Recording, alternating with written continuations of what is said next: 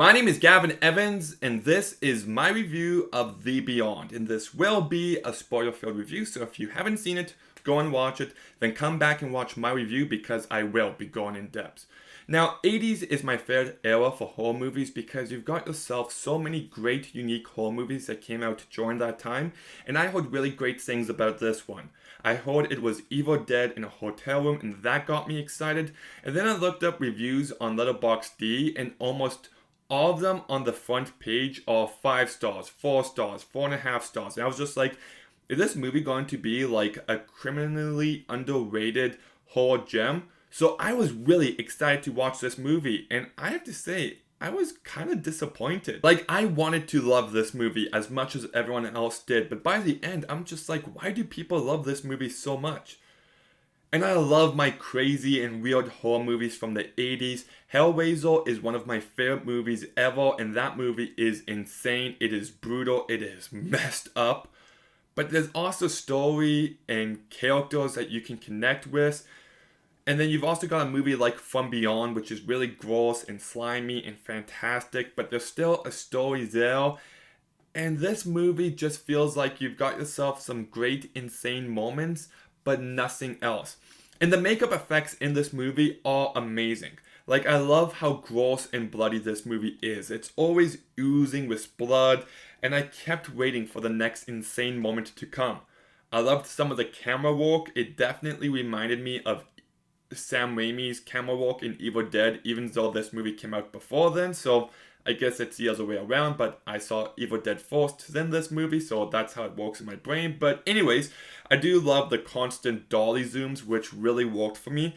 And there's like this one shot near the end where they're leaving the hotel and you can see all these silhouettes walking through the window, and that was a really fantastic shot. And this movie does have some really insane moments. And that is the stuff that ultimately saves this movie, but just whenever a gross moment isn't happening, it is relentlessly boring. The characters are as dull as they come, and the actors don't have an ounce of personality.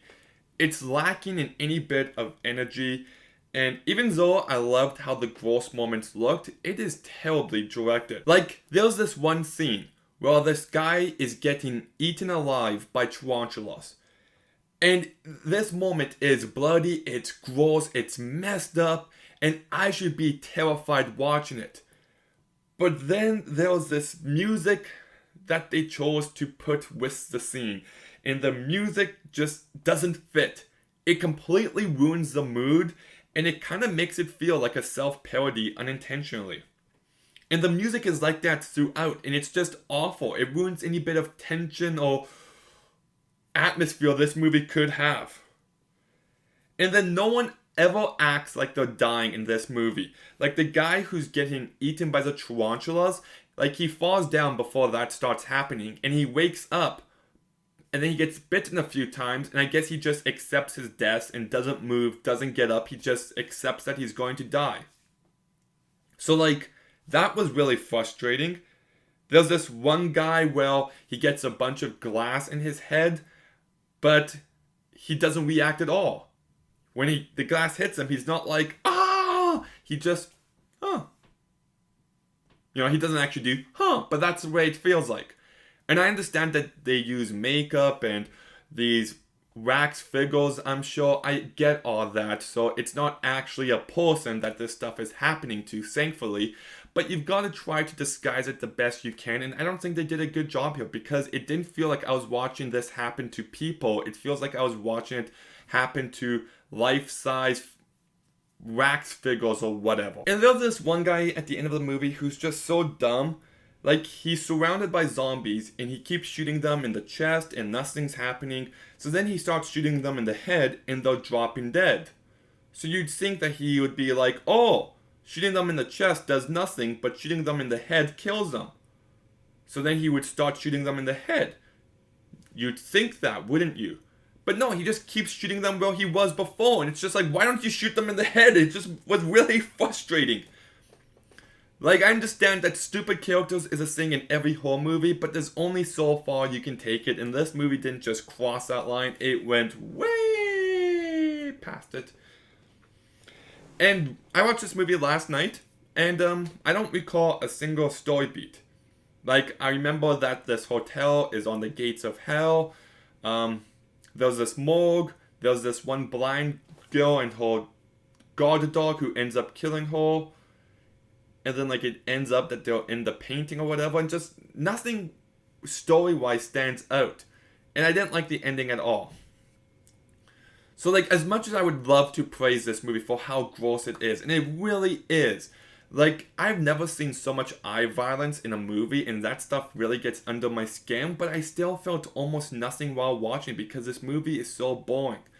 So you might be thinking that I'm going to give this movie a terrible review, and the truth is I'm going to give it a slight recommendation, but under very specific circumstances.